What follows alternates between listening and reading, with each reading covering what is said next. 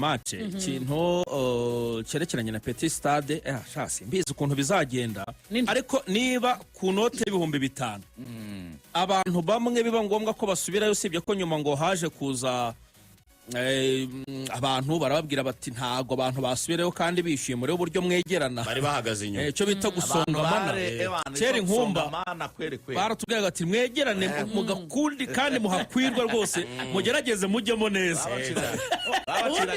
bitangira ku munsi wa mbere utabyumva ku munsi wa kabiri rwose wageze mu ngamba neza bakubwira ati hano twaciye akaziga mwe mukwirwemo kabisa pe urebye rero si ibihumbi 3 bijyamo ntabwo bigera ari nk'igihumbi n'igihumbi we 3 byari imbere batarashiramo intebe babone hagati y'igihumbi wenda cyangwa n'icyabiri urwego vore igezeho sinzi ukuntu sinzi niba bizagenda gutyo bashobora kuzora bigari na volleyball ntibihura vore bisaba akabuga gatoya ku buryo igihe wegera ikibuga abakinnyi bakakumva umurindi w'abafana sinzi ko bizagenda ari ndije munaze hano hakurya twaharebeye match na Waycliff ya Saint Famille yo ntoya kurutaho nari ngiye kuvuga ngo bariho bajya banavuga ngo volleyball irabura ndije munaze nk'ibihumbi byibura 5 ariko ziza kuko narimo mbibwira Waycliff arimo kumbwira ati rwose natwe muri arena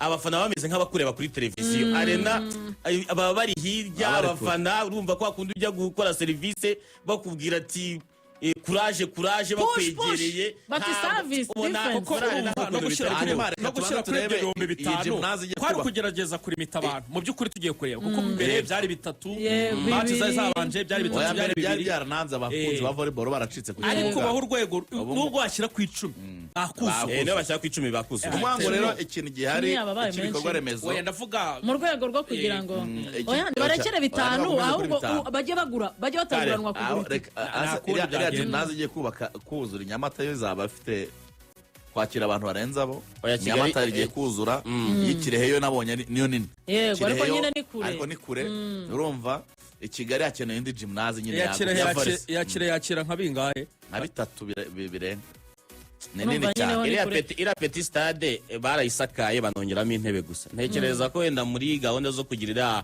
iriya sports hub hariya kuyagura no kugira ngo dutekereze ko twazakira n'imikino yindi itandukanye iriya Petit Stade kwiriye kuzaguka mu bundi buryo cyari gikenewe mbere na mbere nacyo twishimiraga nuko abakunzi ba volleyball bagaruka ku kibuga ni nazo mbaraga nashimiye FRVB batangirana uyu mwaka ko batangiranye imbaraga zo gushaka uburyo utekereza kiriya kintu cyo kuzana uwa gatanu urimo match zikomeye abanyabafana ba Peri kwingaginga itangazamakuru ngo ribazanira abantu byabaye ibintu by'ingirakamaro ngira ngo murabizi BKR icyuzura umukuru w'igihugu yavuze ijambo aravuga ati ahubwo mbonye twaragomba kubaka 15,000 ngo twebwe ikintu cya mbere abafana basabwa ni mubanze muyuzure mutange impamvu ituma igihugu gitekereza kwiyongera kubera ko ikibazo cy'ifaranga cyo kubaka ibikorwa remezo nta kibazo gihari rwose ntabwo ari problème volleyball nziza ariko volleyball iri ku rwego volleyball nziza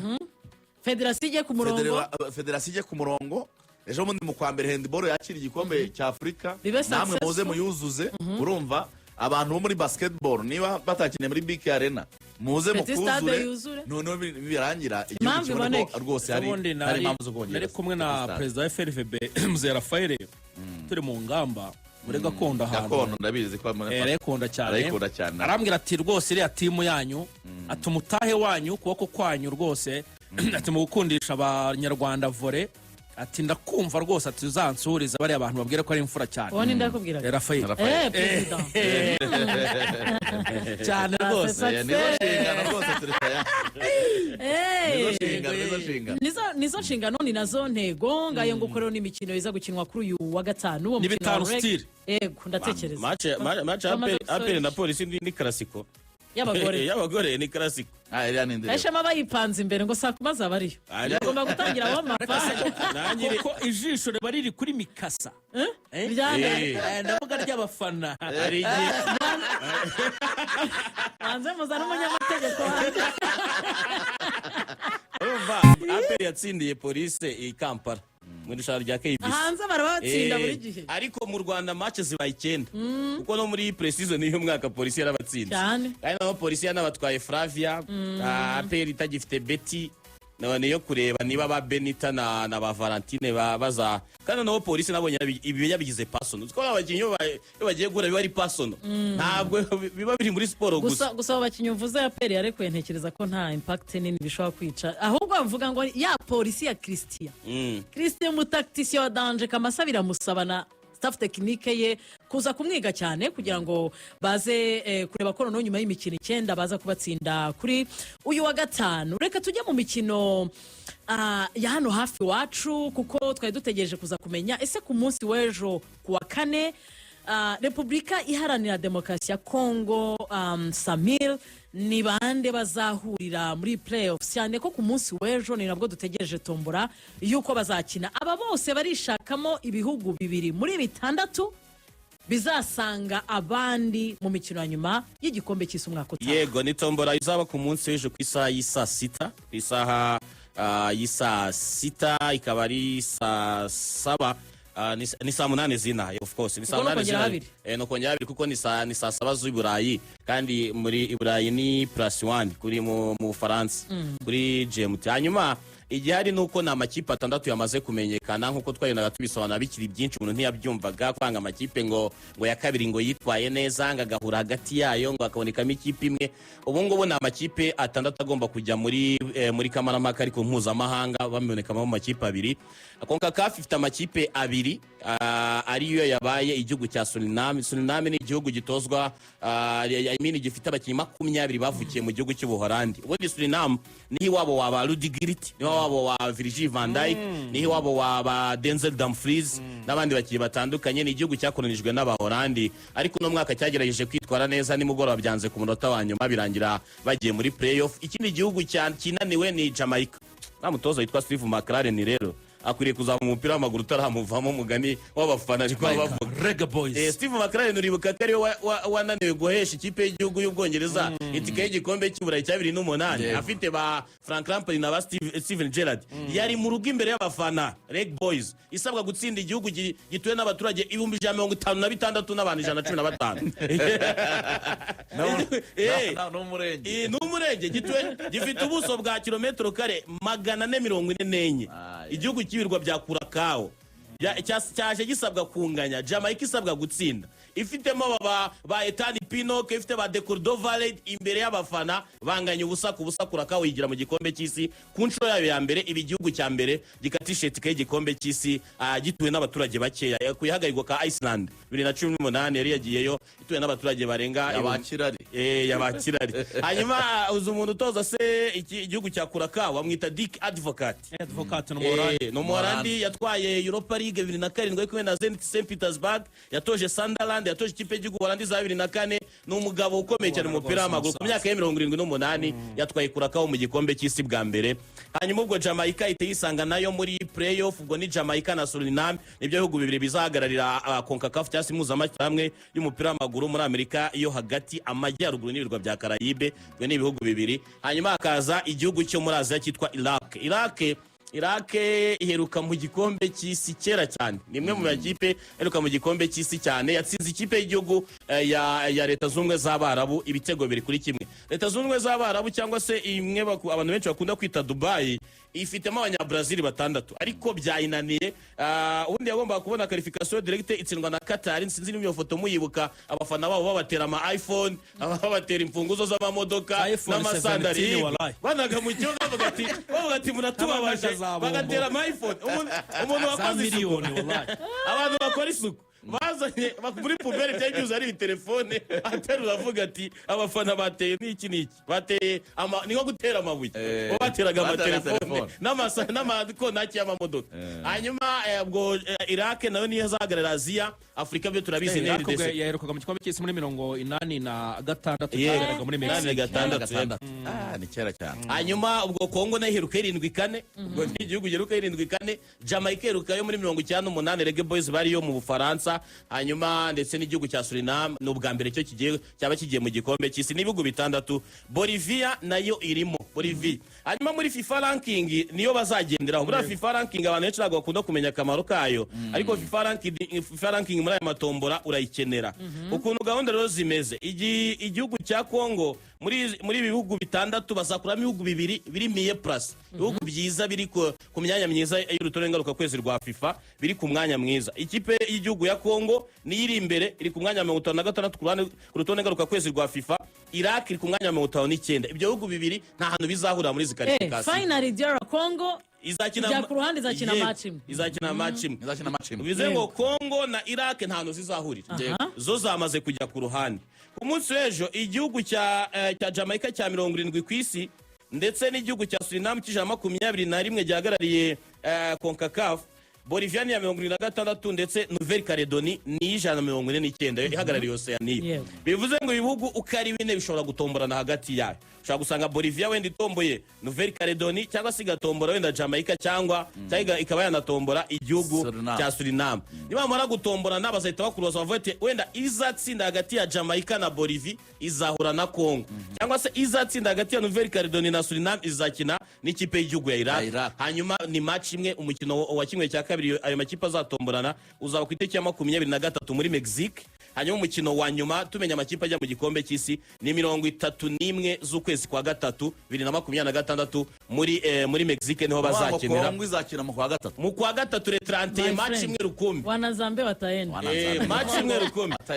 Abakongomani nabonye babivuga bati tugiye kugira stage y'igikombe cya Afrika, tuzamenya azaba amakosa, tugiye kwanza dukina igikombe cya Afrika tumenye uko bimeze. Sebastien de Sabre no mutozo umenyera Afrika yatoje amakipe menshi hano ku mugabane Afrika, yatwaye amashampiyona atandukanye kuva 2010 ari muri Afrika, yigeze asohoka muri Afrika, ari muri Afrika yatoje n'ibihugu bitandukanye. Yatwaye igikombe muri Cote d'Ivoire, yatwaye igikombe muri Cameroon, yatwaye igikombe muri Tunisia na Maroc. Yego, anajyana Uganda mu gikombe cya Afrika. Kimwe mu bintu nabonye azi kurusha ibindi byose ni ukumenya kuganiriza abana bahungu bafite imitwe navuga ngo iyo kwiyumva bazi ko ari abastar, akakubwira ati wowe uri Fiston Mayele ariko haje umwe mu bakinyi beza wasimbuye ba bataramu bari bahari uyu mutaramu witwaga nde w'imisatsi wari kapiteni wabo Diembe Simbokane Mbezua bati uyu niwe rutayizamu dufite reka kine 60 nawe ujye mu kine 30 yawe nk'umukinnyi wenyine wo muri Afrika uri muri equipe yacu. Akamenya kumenya ngo batinda kumwishyura. Kongo igeze kumara amezi 6 itamuhera, arabihorera bati nta kibazo muzayanyishyura nimwabura kuyahamano ni muri Afrika. Hari abatamwe bati nta kibazo. Hari abantu benshi bavuze ngo urabona ngo Senegal ngo yabatsinze ngo bamwirukana, nabwo atari ko reka tuganire nk'abantu babwizanye ukuri. Axel Tuanzebe na ba Wani Bisaka bahuriye n'abapape Matari Sall, bahuriye n'aba Sadio Mane. Twatsinzwe na equipe nini kuko Senegal yamaze imikino 20 nini idatsindwa, twatsinzwe n'ikipe ikomeye yadutsinze. Senegal ejo yanyagiye Kenya ibitego 8. Jewe ikibazo mbaza ni kimwe. Kurakaho ko nabonye ku mafoto abantu bahari Kapuveri tukaba tubivuga iki gikombe cy'isi. Ahubwo Axel na ndebere kurakaho ni free visa cyangwa ntabwo ari free visa. Ndebera kurakaho ndebere indi kipe ifite success story ni ikipe y'igihugu ya Haiti. Ekipe y'igihugu ya Haiti murabizi ko ari ibibazo by'umutekano 45% by'umurwa mukuru wabo Port-au-Prince uyoborwa n'udutsiko tw'amabandi. Murabizi ko muri 2021 bishe perezida w'igihugu cyabo kuva 2020. Iryo jambo ryako ritebwo nese siganga oya niko byitwa group of gangs muri 2021 kuva icyo gihe kurakaho ntabwo Haiti ntabwo yakiniraga ku kibuga cyayo, yakiri imikino yayo muri kurakaho ibirometero 800 uvuye muri Haiti. Baheruka mu gikombe cy'isi mu mwaka wa 1974 nabo nibwo baheruka mu gikombe cy'isi. Birangiye babonye qualification, noneho hari foto iteye emosiyo. Barangije match yabo batsinze nimugoroba bategereje ko Honduras itatsinda Costa Rica. baricara bakora uruziga muri santere bareba match ya Honduras yari isigaje iminota mikeya babona qualification nabo Haiti yari imaze imyaka ine idakinira imbere mu igihugu cyabo kirimo umutekano muke ariko birangiye bagarutse mu gikombe cy'isi ku nshuro ya kabiri nyuma y'imyaka 52. ngayo nguko mu kanya turaje tuganire kuri ya mikino ya kandi mbere yuko tugaruka ku mikino ya gicuti kugira ngo Samira tubwire Axel nabonaga abantu kuri YouTube batwishyuza cyane ngo ese imikino ya gisirikare ku munsi w'ejo yagenze ite n'ibyo imikino ya gisirikare rero iyo bita Interforce Competitions yaratangiye ku munsi w'ejo twababwiye mu mupira w'amaguru ikipe ya SOF cyangwa se mutwe w'ingabo udasanzwe Special Operations Force batsindaga Engineering igitego kimwe ku busa. Hanyuma ekipe ya division ya kabiri itsinda RAF ibitego 3-1 RAF ni Rwanda Air Force ni ingabo zirwanira mu kirere. Hanyuma ekipe ya division ya gatano infantry ni division ikorera mu burasirazuba kwa Fanderuki yanyagiraga military brigade ibitego 5 byose kuri kimwe. Military ni umutwe w'igisirikare ushinzwe ikinyabupfura cyangwa se imyitwarire mu gisirikare barayicapye vibaya sana arabwiye bati murariya tumbu tubapige fimbo. Hanyuma mechanized division yatsindaga division ya mbere 2-0. Hanyuma division ya kane yatsindaga task force division 3-0. Hanyuma abanyeshuri hariya binasho bari ku masomo BMTC nasho batsindaga tirari 4-0 mbunda z'imisada rwose bazishyizemo amazi ntizarasaga ejo. Abana binasho baraziyobeje abagano k'imbunda z'imisada abana binasho bumutse bakiri batoya nasho bushize ifite igikombe 4-0 ifite igikombe nasho cyane nasho cyane Gabiro rero yagitwaye itsinda SOF. Hanyuma City Gabiro nyine nkuko twavugaga yatsinzwe n'ikipe nshya yitwa Log Logistic Log kabisa 2-1 yarashobora kwikomeye 2-1. Hanyuma ishuri rya gisirikare Rwanda Military Academy ryigako ritsinda DID igitego kimwe ku busa. DID ni Defense Intelligence Department hariya kwa Afande Gatarayiha. Nguko rero ko imikino agenze ku munsi na basketball hari umukino mwabaye engineering iyo bita SOF 32 no muri volley nasho yatsindaga Atlari 3-0.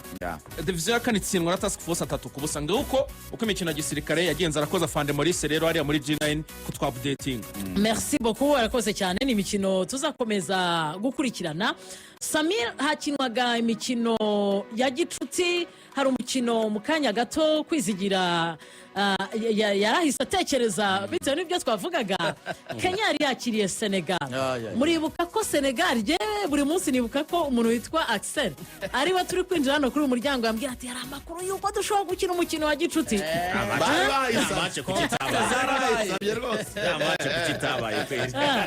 Barayisabye ariko abantu bose tukimara kubona resultat za nimugoroba twibaje tuti hari gucura iki Nyiraminani ikipe ya Senegal ejo bundi yatsinzwe na Brazil mu mukino wa gishuti. Brazil batsinda ibitego 2-0. Estevao yakomeje n'umundi kwitwara neza cyane ya mujene. Estevao ari mu bantu batsinze ikipe ya Senegal. Noneho uwo bita Carlo Ancelotti barambarira ati Senegal ni ikipe ikomeye. Carlo Ancelotti yaravuze ngo c'est une équipe très forte. Ni ikipe ikomeye cyane. Bayitsinze 2-0 mutagira ngo igihugu cya Afrika cyatugoye n'abantu bazi gukina umupira. Erega gutsinda Senegal Brazil yari hagaritse urugendo rw'imikino 26 Senegal yari imaze idatsindwa 26 yikurikiranye. Noneho Senegal yavuga ati nta kibazo dutsinzwe n'aba Braziliye agapira murakanyereza ndumva nta gisebo dufite. Kenya ni muze twigire bakiniye mu Faransa. Bakina mu Faransa? Yego. Bakiniye Lille mu Faransa. Yego. Oya.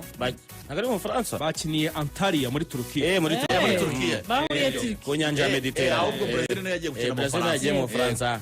Bakina bita Titanic Sports Complex. Ni ku nyanja Mediterane rwose. Nyanja ya Mediterane. cyangwa inyanja yabisukagamo sha. Ikipe ya Kenya yatsinzwe ibitego 8 bagiye ku half time byari bitandatu. Abanyakenya bacitse rondogora. Uwo bita Nicholas Jackson yabateye igitego ku munota wa 9 abongera ikindi ku wa 14. Ntiwumva uwo bita El Hadji Malik Diouf yari yatsinze igitego ku munota 12 wanga byari bitatu minota 14 byari bitatu. Noneho uwo bita Sadio Mane ku munota 17 abateretsemo icya kane nk'uwa 17 byari bine ubone 30 byari bitanu ku munota 35 bitanu ni ugutereka muri santire Cya igitego penalty. kijyamo tugaruka ku munota 38 bari icya gatandatu bajya kuruhuka bakiva kuruhuka ku munota 48 Ibrahim Mbaye yahise abarambikamo igitego ku munota 80 Sherifu Ndiaye aterekamo penalty biba 8-0. Abanyakenya baravuga ati wabita makariti tunaona sinzi ko kiwango uko biza haka kugeza sinzi ukuntu biza kugenda Benny Makati. Benny Makati ariko Kenya imaze iminsi idahagaze neza ni umusaruro ikwiriye kubibona ntago ari umuhanga mu ni ikibazo Kenya iheruka gutsindwa ibitego byinshi Umunani. muri 78 itsindwa na Zambia muri Sekafa icyenda ku busa Ejobundi. yatsinzwe 9-0 icyo gihe ejo bundi tuganira na Emery na Zidane na Faustin Yego. tuganira kuri under 17 Under yabo 17. 2011 baratubwiye ngo bakinye umukino wa gicuti n'ikipe y'igihugu y'abatoya y'Ubufaransa y'Ubufaransa ngibakubita ibitego 6 kugera ku minota 75 bahita basaba ko match irangirira kuko bavugaga bati i Kigali hagize inkuru igerayo y'ibitego birenze ibyo bavuga ko tugiye kumara iki mu gikombe cy'isi icyo gihe nta sinap yabagaho umuntu ari businapinga akantu noneho reka nkubwire rero nijoro Kenya imaze gutsindwa ibi bitego nari ndimo ndaganira na Samir ndamubwira ni Kenya ubonye ibitego iriye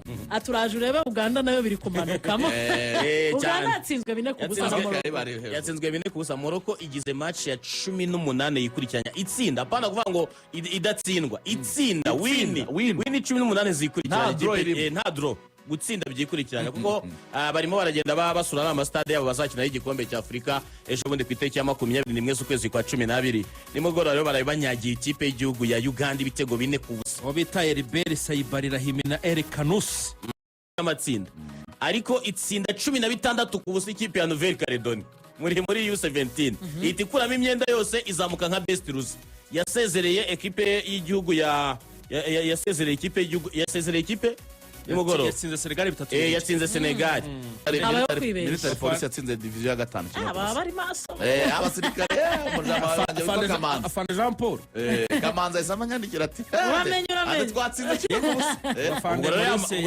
ubwo ya magambo yavuze kuri military yahindura uvuga ngo military iri wambia mularie tu cyane yakomeje gutanga urugero n'ubundi isanzwe ari military ya gatanu turi n'ubundi nitwe dushinzwe discipline reka tuyibahe no mu kibuga urumva umucurikire cy'ubuga Axel kubera amagambo ariko yavuze ngewe nasomye ibyo afande yampaye habayeho kwibeshya ni umuntu n'ubundi ariko bagize neza nyine kuba bahise badukosora Axel plutôt kwizigira ijoro ryakeye nibyo twavugaga Scotland bisabye nayo kumera nka Norway bategereje imyaka 28 no kuvuga ngo nabo baherukaga mu Bufaransa bari mu Faransa 9-8 ikipe ya Scotland ejo bundi yatsinzwe n'abagiriki match irababaza cyane wabonaga Scotland rwose ntako itagize yahushije ibitego byinshi cyane ariko ubugiriki burangira batsinze 3-2 Scotland rero nimugoroba bakiri wabo rwose umuntu wa mbere na mbere wagaragaje ko iyi kipe iri tayari ni Scott McTominay ku munota wa gatatu uramugeri witwa gutatse kuko ntabwo ari shoti no mugeri ibintu byo kwirenza umukuguru yakurengeje abantu bose nawe arakwirenza ari kuri shoti namwe bya Zlatan yatsindaga iyo bayita Tobi Kakatogeri cyane yasimbuye ikoze igico hari ku munota wa gatatu umujene bita Garnbrook yasimbutse niyo ngiyo abakinnyi bandi basimbutse bajya mu kirere azamura ikirenge ajyana ikirenge uvuga ngo Scott McTominay pasi nziza cyane yariturutse ku mujene bita Garnbrook yahise aterekamo igitego cya mbere hanyuma bajya kuruhuka ari 1-0 bakigaruka uwo bita Rasmus Højlund yatsinze penalty hari ku munota 57 hanyuma ku munota 78 ikipe irongera isubirana imbaraga uwo bita Shankland bahise babona ikarita y'umutuku hari ku munota 78 bahise babona ikarita y'umutuku ya Christensen yego Denmark Shankland ahita aterekamo igitego ku munota 78 hanyuma Patrick Dorgu wa Man yahita yishura igitego cyiza pe cy'ubwenge kuko barimo muri box afungura ikirenge atera poto munyezamu atariho umunota 90 batangiye kwibaza ati biranze biragenda gute ubita ko kunganya byakarifiraga Denmark yagomba gute cyane Kieran Tierney yasategamo igitego cyiza cyane cy'ishoti rya kure ry'inyuma y'urubuga rw'umunyezamu hanyuma bongeyeho iminota 8 uwo bita Maclean ateragamo igitego cya 4 biba birangiye ari ibitego 4-2 uwo bita Andy Robertson niba wateye emotion y'abantu yagiye arahagarara avuga ati muze abanyamakuru baganiriza timaze iminsi ingana na Diogo Jota mugenzi wanjye witabye Imana timaze iminsi muganiriza uburyo ngiye kujya azajya mu gikombe cy'isi urabona niwe kapiteni Andy Robertson bajyaga baganira akavuga ati ariko nkamwe ikipe yanyu izakina igikombe cy'isi bigenze bityare ati rero nari maze iminsi mbimuganiriza senga Imana mwongera kwibutsa Diogo Jota ati igihe cyanjye cyo kujya mu gikombe cy'isi no kujyana ikipe yanjye mu gikombe cy'isi ya Scotland ni iki ngiki ati Diogo Jota ati namubonye nko mu nzozi amumugisha ati intsinzi n'iyi qualification ya Scotland nyituye umuvandimwe wanjye Diogo Jota Imana ikomeze kumuha ariko Jota umenya arazi kubana kuko urupfu rwe rwakoze ku mutima abantu benshi cyane cyane Diogo Jota ngira ngo mwabonye ejo bundi Real Madrid igiye gukina na Liverpool wabonye ibaruwa ifunguye uyu mujene Trent Alexander hano yari ba Virgil van Dijk babaye tafite na Beto yarabivuze ngo aza muri Everton umva yaraje mu ikipe y'Abarivale na Liverpool ariko yagiye kubona umuntu aramwandikiye kuri Instagram avuga turakaza neza mu mujyi wa Liverpool ati ari nk'ikintu ukeneye kujya guhaha nagutwara kuko urumva Beto nubwo akinira ikipe ya Guinea Equatorial na umunyaportugal abati nshobora kuba nagutwara nkakugeza aho ushaka abati byarantunguye kuba umuntu wo muri equipe adverse ikipe duhanganye mu mujyi ashaka kuba yambanira gutya ikipe y'igihugu ya Ecosse isubiye mu gikombe cy'isi isezere Denmark itaritwe neza murabizi ko Denmark ikintu gitumye itajya mu gikombe cy'isi harimo kunganya na Carlos Saros Ferreri na Belarus nibyo bintu bibambuye amanota ubwo bagiye muri playoff zo ku mugabane w'Uburayi bamaze no gushyiraho poti z'ukuntu amakipe azakina kuko abanyaburayi barikunda cyane bafite playoff z'amakipe ane ativanga mu bindi bihugu byo ku yindi migabane ikipe zamaze kujya muri mu dukangara tune nitwo bagomba gukina agakangara kambere karimo ikipe y'igihugu Butaliyani Denmark Turukiya na Ukraine hanyuma agakangara kakabiri karimo Polonye Wales Czech na Slovakia akagatatu karimo Republika y'Irlande Albania Bosnia Herzegovina na Kosovo hanyuma akakane karimo Sweden ikipe mbi ku isi ubu ngubu ni ikipe mbi rwose nubwo ifite ubusatirizi bwiza Romania Macedonia y'Amajyaruguru na Irlande y'Amajyaruguru ko bayoboye amatsinda ya UEFA Nations League agakangara kambere bagomba gutombora mu gakangara ka kane kandi amakipe yo mu gakangara kambere n'aka kabiri basabarwa nk'amakipe ari mu rugo ibintu kubisobanura bisindisha abantu reka mbe mbyihoreye menye ko ari amakipe 12 azaba amakipe ane Spain nayo yabonye itike nyuma yo kunganya na Turkey ibitego 2-2 hanyuma kandi Switzerland nabo bageze mu mikino nyuma bari unbeaten muri kwa ejo bundi twavugaga ko ikipe y'igihugu y'Ubwongereza nayo yagiye iri unbeaten ifite na clean sheet itarigeze yinjizwa kongera mara amakipe azakina igikombe cy'isi byazanyemo amakipe menshi za Haiti na za Norvege za Haiti yewe ntegereje amafoto zaba sohoka za Mexique za Curacao agomba kugira imikino aze gushakira mbere ambwira niba Curacao ari freezes yewe hari isezerano dufitanye na Axel ry'igikombe cy'isi cya 2026 cyo kirangira nzahita mubaza nzahita mbona hanze bita mubaza ariko se mwaretse kubikora nk'umureti azakubwira ko ashaka kuzakorera ku butaka butagatifu aje kubiteka nk'umureti muri Saudi Arabia hanyuma ku mugoroba w'uyu munsi kwizigira nibwo haza kuba ibihembo byo kuri uyu mugabane wa Afurika by'abakinnyi bitwaye neza bahize abandi kurusha abandi abeza Samir n'ibihembo bitegerejwe ku mugoroba bamwe mu bo dutegereje baza kubigaragaramo biraza kuba biyobowe n'umunyabene ni umuhanzikazi Angelique Kidjo ndetse n'umukomedian w'umunyamaroke n'umunyabene kumbi yego Kidjo n'umunyabene nibo baza guhostinga izi awards ziza gutangwa ku mugoroba w'uyu munsi nibyo izo kategori tuzivuze cyangwa se ibyo byiciro reka duhere mu byiciro by'abagabo harimo ubwo muri men's category African Player of the Year uvuga ngo umukinnyi witwaye neza cyane mu mwaka Ashraf Hakimi n'umunyamaroc ukina Paris Saint-Germain yewe ahabwa amahirwe pe yego hakaza Mohamed Salah Galin umunyamisiri ukinira Liverpool ndetse na Victor Osimhen wa Nigeria. Osimhen amanota yamaze kuyatakaza. Amanota yatakaje. kutajya mu uwo gikombe bita cy'isi. rwose Ashraf Hakimi yatwaye yatwaye Demola Lukman y'ubushize. Yes. Hanyuma mu bazamu rero goalkeeper of the year harimo Yassine Bonu n'umunyamaroke wa Al Hilal. Hakaza Muniri Mohamedi wa Berkane nawe n'umunyamaroke, na Ron Wayne Williams n'umunyafrika ufatira ikipe ya Mamelodi Sundowns Masandwana. Yassine Bono. Yassine Bono arabarusha kuko pari yo kuba RS Berkane yatwaye imbere muri Afurika, yatwaye igikombe cya shampiyona, inatwara Confederation Cup. Mamelodi nta kintu yigeze itwara usibye yenda kuba Ron Williams ari mu izamu rya Afurika y'Epfo, bagiye mu gikombe cy'isi nyuma y'imyaka 16 baherukaga 2010. ndetse Yassine Bono ugiye kureba performance yagize mu gikombe cy'isi y'amakrebe cyane cyane kuri match ya Man City akora saves zitabaho yigira mu acrobat, ntekereza ko Yassine Bono ashaka kuza kugitwara. Ya hanyuma hari icyo bita Inter Club Player of the Year, n'abakinnyi bakina imbere mu mugabane wa Afurika harimo Mohamed Chibin wa Pyramide n'umunyamaroke, hakaza Osama Lamliwi n'umunyamaroke wa Berkane, na Fiston Mayele wa Mukongomani wa Pyramide. Fiston Kalala Mayele.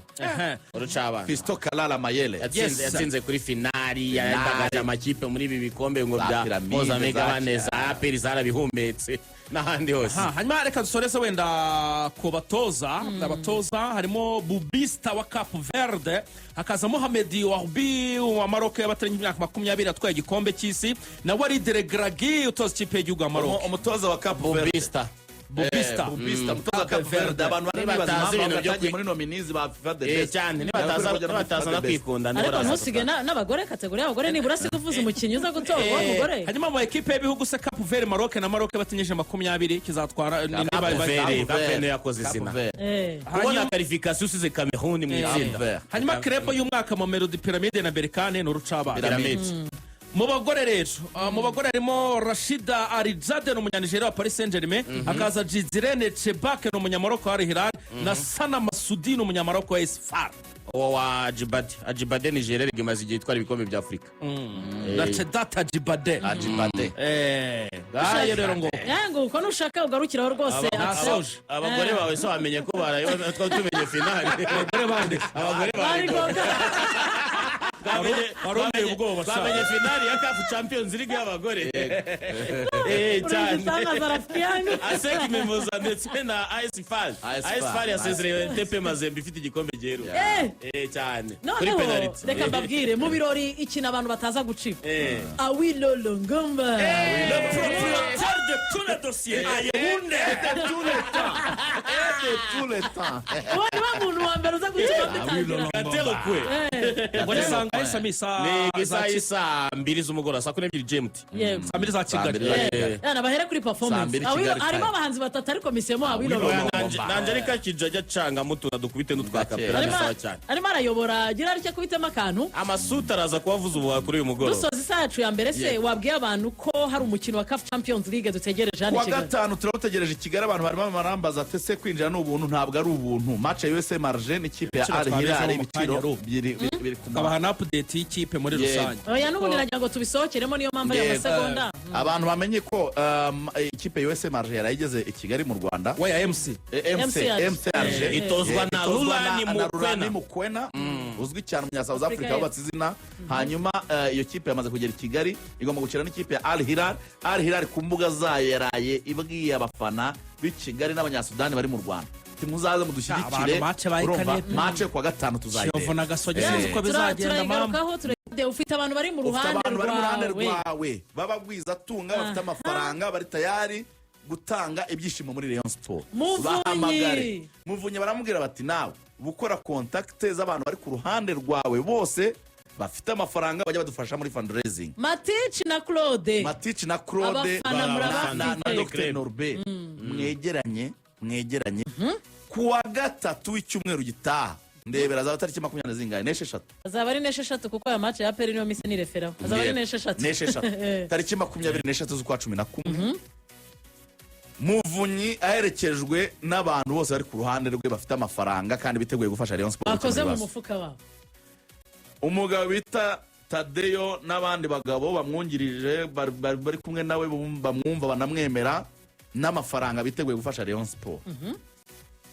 Dr Norbert na Matici na na Claude Claude Abdul Karim. na Abdul Karim n'abagabo bose bari tayari muri za fan club gutanga ubushobozi bwabo. Bazahura mu nama izaba kuwa gatatu masaha y'umugoroba bagamije gukusanya amafaranga yo guhemba ukwezi kwa 10 no kongera gutuma Rayon Sport igira départ, kongeraho ibizaba byakusanyijwe kuri match bafitanye na AS Kigali ku cyumweru. Rayon Sport izahura mu nama ya fundraising yo gukemura ibindi bibazo biri interne birimo n'imishahara. Murabyumva? Hanyuma icyo bita départ yo kongera kuganira n'indu uyobora n'indu utayobora, barategereza mu kwezi kwa mbere amategeko asohoke. Urumva? Urwego rubundi rwari rushinzwe gukurikirana amategeko rwari rugizwe n'abantu 6. Urwego rushinzwe gukurikirana uko amategeko arimo arandikwa kandi atabogamye ku ruhande rwari rwose n'abantu 6. Uruhande rwa board ruhagarariwe na Bwana Munyakazi Sadat ndetse na Murenzi Abdallah. Meya. Urwego rwa executive ruhagarariwe na President Tadeyo na Vice President Prosper. Urwego rw'abafana ruhagarariwe na Dr Norbert n'umudamu bita Gogo Mado. N'abo bantu 6 bari mu kazi ko gukomeza gukorana na Jire umunsi ku wundi kwinozwa ry'amategeko. Akse aho hantu ugiye kongeraho se twabanje tukibutsa abantu ko bagomba gusaba facture ya IBM. No kubahereza amakuru tunaha. Electronic billing machine. Nzuri hiyo. Sana. 10% 10% y'amafaranga gusaba facture ya IBM bigufitiye akamaro. Akamaro ka mbere no kubaka u Rwanda no kwiyubaka nawo bwawe. Rwanda twifuza. Akamaro ka kabiri nuko 10% y'amafaranga uzaba waratanze ya TVA uzayasubizwa mu gihembwe. Icya gatatu nuko gusaba facture ya IBM biraguha amanota atuma winjira muri promotion yitwa Tenga Promo, itsindira ibihembo bitandukanye birimo Kia Sorento, moto ya Spiro, miliyoni y'amafaranga y'u Rwanda. Ibyo byose biraza kuko witeguye gusaba facture za IBM. Hanyuma nta mafaranga usabwa yandi yo kwinjira mu cyo bita e-note kugira ngo uzabashe kubikuza ifaranga ryawe mu gihe ryakugezeho. Nukanda akanyenyeri 552 urwego ugahitamo 2 ukinjira muri cyo bita e-note. Hanyuma niba utaragiramo pin hitamo rema pin. Hanyuma wemeze gusaba umubare w'ibanga niba nta woherejwe muri message. Winjize ibanga ijambo ry'ibanga uhawe cyangwa ryoherejwe muri message. Hanyuma ushyiremo ijambo banga ryawe rishya rigizwe n'imibare 5. Uraba winjiye neza cyane muri e-note. Rwose ntago Axel yari gukomeza kujya mu ngamba tutibukije abantu ko bagomba gusaba facture ya IBM. Jamo harya intore ubwo bayinjiza gute mu ngamba? Bavuga gute? Seruka neza abantore. Seruka abantore. Icyo nagiye kurenzaho ubwo Claude arabisobanuye neza ibibazo bimwe na bimwe byagerageje kubonerwa umuti, ariko icyiza kirimo hano kiri positive cyane, kongera kubona bano bagabo bari kumwe bari gushaka ibisubizo bari kumwe. Ni ndi dosiye bagomba kuba bakozeho mbere ya Mercato mu kwa mbere ariyo y'umuvandimwe Lotfi. Kuri Lotfi nkuko babikoze neza kuri Robertinho na Jalo, n'umubano mwiza basanzwe bafitanye na n'ushinzwe kubashakira abakinnyi, umwe mu bashinzwe kubashakira abakinnyi ari we Wakara Karenzi. Ndabona ari nako iyo shusho bagomba kwikora kuri Boboni, kuri Hussein. Uko bimeze kuko wita Hussein tumuhamagara na Axel urabyibuka yaravuze ngo ngewe ndabona nta kibazo dufitanye na Rayon Sport, ikibazo dufitanye n'umuntu umwe yitike ari we bita Tadeyo. Wa muntu rero yabonye andi maboko, yabonye abandi bavandimwe, yabonye abandi banyamuryango bagiye kumufasha. Abo rero byanze bikunze nibo baza kugira uruhare mu kwegera Boboni kugira ngo bakemure ikibazo cya Lotfi, kuko Rayon Sport biraramuka bigeze muri Mercato mu kwa mbere ibibazo bitarakemuka bashaka gukemura bumwe ikindi kirego kigahita kijyamo gahunda yo kongera abakinnyi bimwe twababwiraga kuri 3 bashaka umukinnyi kuri 6 cyaba ari ikibazo gikomeye cyane kandi turi kubona n'abakinnyi babo bari baravunitse b'abahanga bari kugenda bagaruka ubwo cyaba ari icyuho icyaro tufikira cyemo cyaro nanjye mbonye ndatekereza ko kuwa 3 fundraising nigenda neza bakiyemeza ibintu kandi bakabikora bakabishyira mu bikorwa amafaranga bazayabona bazahamagara fami ya Lotfi bamwicaze ku meza nk'abagabo barebane mu maso na Hussein umuhagarariye babwiye ati mufate amafaranga niba tutashaka kudutoza nawe urashaka akazi ahandi nuri umutoza w'umuhanga ufite ibyangombwa washakira n'akazi ahandi si ngombwa muri Rayon Sport fata amafaranga tworoherana. njye navuga ngo ubu buryo bigiye rwose biri smooth ni ibintu byiza cyane kuko nicyo kintu abantu bose bifuzaga kandi nizera aho bazica bazatanga ibisubizo. Abantu banagire abakunzi ba Rayon Sport ntibakuka imitima abagabo urumva uwabahuje arahari urumva namwe nibabahamagara muzitabe afite imbaraga ntabwo bigomba gusubira inyuma ntabwo bizasubira inyuma. ubwo AS Kigali nayo izakina na Rayon bafite inama y'inteko rusange kuwa 6 kugeza amagingo angaya Imana ishimwe ntago Dr Wagumya arayihindura ko maze iminsi azihindura Dr Wagumya umukomojeho ese ni rya twavuye hano muvuga inteko rusange yaragenda ahindura n'inshuti yanjye rwose ariko kuwa 6 inteko rusange iraba turanaherukanye yarambwiye ati wa mwana tuzamenya abayobozi nubwo bahiganira ati wa mwana ngiye rwose nta gahunda mfite kugundira ubutegetsi muri AS Kigali ndi tayari inama y'inteko rusange izaterane kuwa 6 rwose kuwa 6 icyo bazemeza atubabwira ko nanjye maze iminsi nkora na lobbying ngo ndebe ko nabona udusimbuza ifaranga ntabwo cyane rwose bari birimo neza bari mu ngamba ari tayari ntabwo azongera kugarukamo mu buyobozi Mzero Bagumya rwose Dr Veterinaire yigishije Liège mu Bubiligi rero Basandari do Liège nuvuga ngo match ya Rayon Kigali zaba twamenye yasohotse mu nteko rusange Sidimas ku cyumweru se Rayon Sport twamenye ibyavuye mu nteko rusange.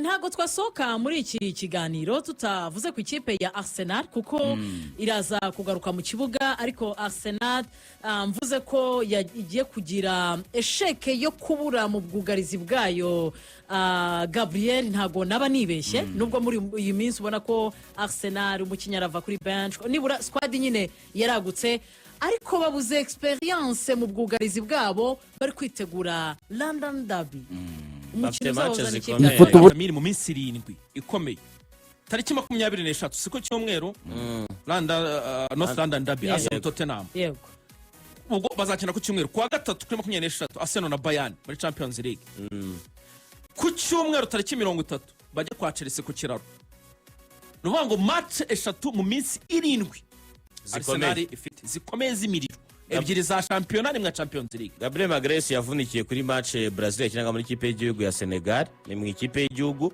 bivuga ko agomba kumara hagati y'ibyumweru 4 n'ibyumweru 6 akazasiba izo match zose tumaze kugarukaho. Ni umusore navuga ngo umaze igihe kinini mu ikipe ya Arsenal waje abantu benshi batamwemera ariko agenda bakonvenka umunsi ku munsi cyane cyane ubuhanga bwe ndetse no gutsinda mu mikino ikomeye akoresheje umutwe we muri za set pieces cyangwa se ya mipira iteretse Arsenal ikunda gutsindiraho. Bamufite bakinnye imikino 71 batsinda 110 banganya 27 batsindwa 37 no kuva mu 34% by'imikino bakinnye bafite Gabriel Magalhaes barayitsinze.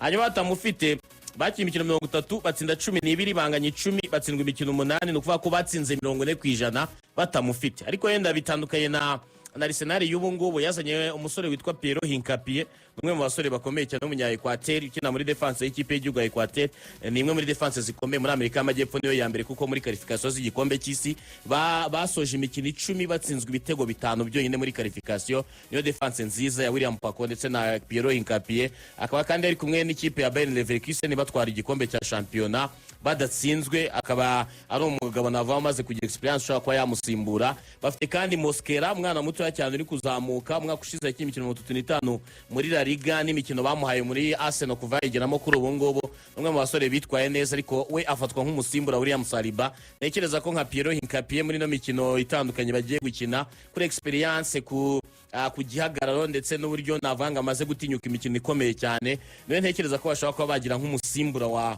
Gabriel Magalhaes muri no equipe ya Arsenal. Ubona ko ku bijyanye n'abakinnyi ntabwo bikimeze nka kera aho ubonaga umukinnyi avunika undi ugasanga usimbuye urwego ruri hasi cyane. Ntekereza ko abantu bagira ikikango kuko ubufatanye bwa William Saliba na Gabriel Magalhaes bamaze kuba compact cyane, ariko n'abasimbura abandi bashobora kuba bamugira mu mwanya aba Pierre Hincapié ndetse na Mosquera bitewe n'umutoza yahitamo. Ntekereza ko bazagereza kuziba icyuho. Ubwo rero no gutegereza tukareba abahanga mu by'imvune by'umwihariko z'abakinnyi. Iki kibazo yagize cya dictere ni uvuga ngo uyu mutsi uca mu itako ni umutsi ubabaza cyane bawita groin mu rurimi rw'icyongereza. Umutsi Jabel akunda kuvunika cyane, yego akunda kugenda yifata hano ho munsi y'ibibero. Yego ubwo babibara mu magrade rero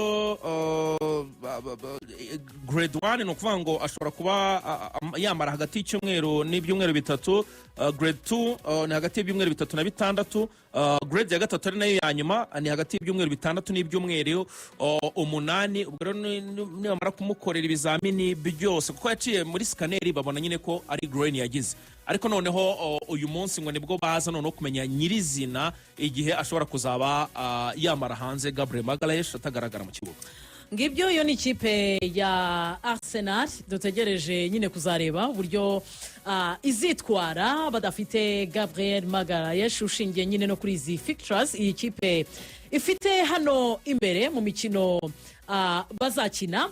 Hanyuma mu yindi mikino itegerejwe yakinwaga uyu munsi nta mikino yindi ihari, ariko kandi mu yandi makuru ahari ni LeBron James muri NBA ukomeje gushyiraho agahigo kuko yongeye kugaruka mu kibuga mu ijoro ryakeye, akaba ari umukinnyi w'imyaka 40 y'amavuko, yongeye kugaruka ku nshuro ya 23 ikurikirana muri NBA. LeBron James akinira ikipe ya Los Angeles Lakers ashyiraho ya gatatu yikurikiranya 23 yikurikiranya atangira mu kibuga, biba kandi gahigo shyizo Samir aba mukinnyi wa mbere ukinnye sezo 23 muri NBA, akaba aciye kuri Vince Carter wakinnye sezo 22 urumva yari yaravunitse ntabwo yari yigeze yongera gukina muri no sezo ya NBA, akaba agarutse abwo akinye sezo ya 23